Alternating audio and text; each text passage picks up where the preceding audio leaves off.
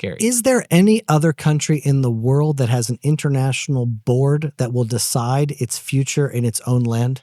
Is there any other? Is there like some precedent? Not anywhere else in the whole world, only in Israel. I'm not sure about that. Look at the European Union. I think there's a lot of European countries that are like, who are these guys sitting in Belgium that are deciding the foreign policy and importing jihadists by the hundreds of thousands to uproot the whatever values and demographics we have left in our countries?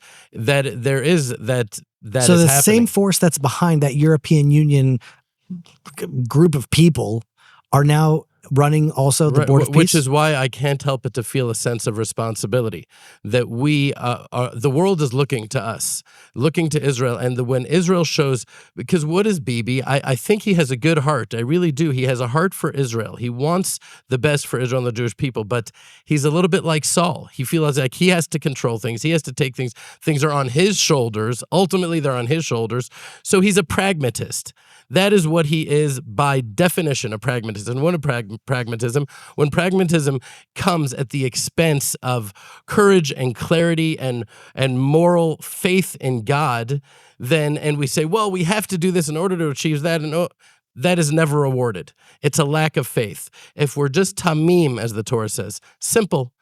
This is what God says, and this is what we will do. But what if the world says, and what if Europe says, and what if an American, we need their weapons?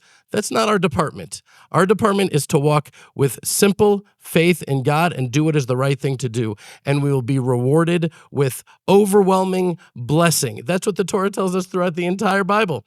Just do that, and your crops will grow in their time, and I will defend you and protect you. And if you don't, if you start getting wise and manipulative and thinking that you can control, and even if it's good and well-intentioned, that's not the purpose here. I really agree with that. I really, really agree with that. Like, if we just had a code that we lived by, and the code is, let's call it the Torah, and we just lived by the word of the Torah and God, and we just didn't pay any attention to what the strategy is of the politics and the diplomacy, then the world would respect us. Now that we're sort of bending to the will of the world is like, well, let's see how far we can bend. I just want to say,